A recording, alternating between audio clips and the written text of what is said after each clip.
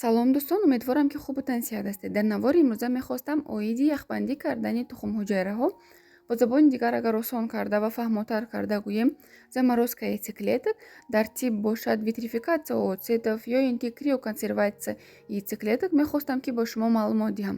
Медонам ки навори имрӯза на ба ҳама шахсон писанд меояд, вале дар солҳои охир бошад донистани чунин усул ва истифода бурдани чунин усул бениҳоят тараққӣ кардааст ва аз ҳамин сабаб хостам ки шумо низ дар бораи чунин усули яхбандӣ маълумот дошта бошед. нағз мешавад. барои чӣ баъзан тавсия дода мешавад ки тухмҳуҷайраҳои худро яхбандӣ кунад, яъне заморозка яйцеклеток кунад, ё ин ки зан метавонад ки бо хоҳиши худаш дар кадом ҳолатҳо тухмҳуҷайраҳои худро нигоҳ дорад.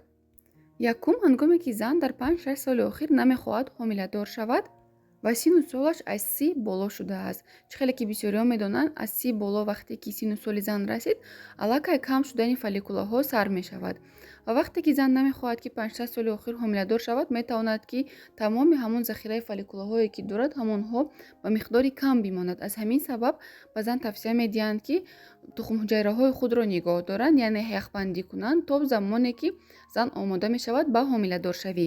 дуюм, ҳангоме ки зан проблемаҳо дорад бо тухмдонҳояш нағз кор намекунад, ҳама роҳҳои табобатро истифода бурдааст, ҳомиладор намешавад, дар он ҳолат низ тавсия медиҳанд заморозка яйцеклеток.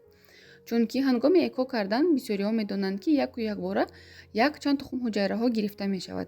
агар ки 3-4 тои онро барои эко истифода бурда бошанд, боқимондаи онро мегузаранд то марҳилаҳои дигаре ки зан омода мешавад барои ҳомиладор шудан.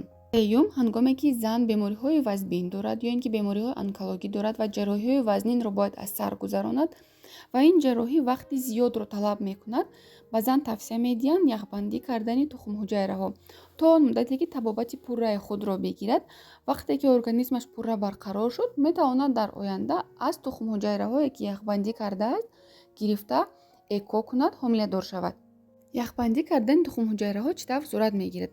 чӣ қадаре ки зан ҷавонтар бошад, ҳамон қадар сифати тухмҳуҷайраҳояш нақстар аст ва дар синни ҷавонӣ агар ки яхбандӣ кунад тухмҳуҷайраҳояшро, дар оянда барои эко кардан қулайтар мешавад ва шанси барвақт ҳомиладор шудан зиёдтар мешавад.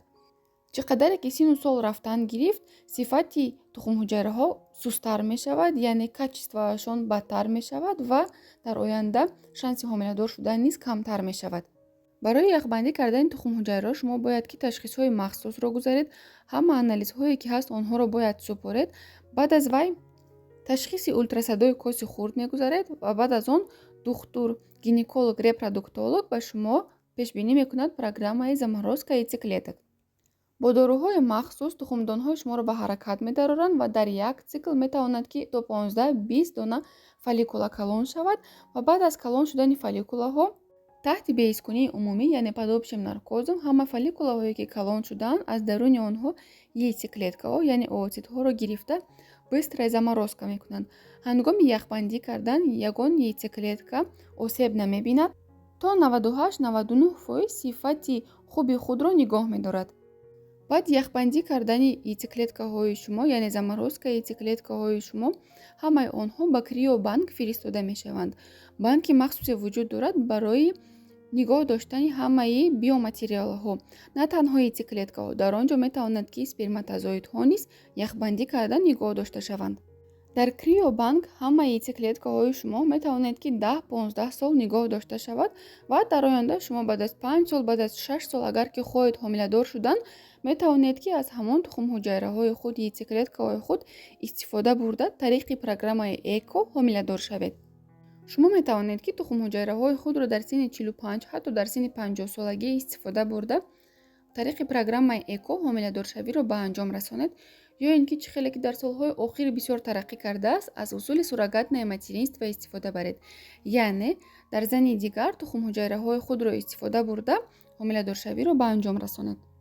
яхбандӣ кардани биоматериалҳо на танҳо барои занҳо тавсия дода мешавад, яъне на танҳо зан метавонад ки тухмҳуҷайраҳои худро яхбандӣ кунад, мардҳо низ метавонанд ки аз ин усул истифода баранд, яъне сперматозоидҳои худро заморозка кунанд ва дар криобанк нигоҳ доранд. дар мардҳо низ чунин ҳамон қоидаҳо ва усулҳо пешбинӣ карда шудааст, яъне мардҳо низ агар дорои гирифтори бемориҳои зиёде бошанд, шароити фарзанддор шудан надоранд ё ин ки ягон хел проблемаҳои ҷиддӣ доранд ва дар айни замон намехоҳанд ки соҳиби фарзанд шаванд, метавонанд ки сперматозоидҳои худро бо сифати нағз нигоҳ дошта, дар оянда аз онҳо истифода бурда тариқи программаи ЭКО бо оилаи худ фарзанддор шаванд. нигоҳ доштани тухмҳуҷайраҳои худ дар криобанк фақат як камбудӣ дорад ва ин камбудӣ маблағаш мебошад. рости гап, дар тоҷикистон ман намедонам ки чӣ қадар маблағ меистад. Дар Федератсияи Россия бошад, программаи заморозкаи яйцеклеток 150 000 рубли русиро ташкил медиҳад, яъне гирифтани тухмҳуҷайра, яхбандӣ кардан ва ба криобанк равон кардан. ва нигоҳ доштани тухмҳуҷайраҳои шумо дар криобанк маблағи муайянро низ талаб мекунад. яъне яксола нигоҳ доштани тухмҳуҷайраҳои шумо дар банк аз 30 то 50 000 рубли русиро ташкил медиҳад. ин вобаста дар кадом банк шумо онро нигоҳ медоред.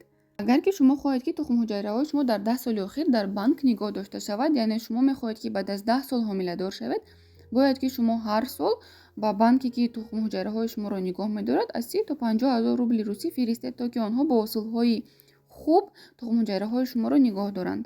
дӯстони азиз, мехостам фикрҳои шуморо донам оиди заморозкаи яйцеклеток ва заморозкаи сперматозоидҳо.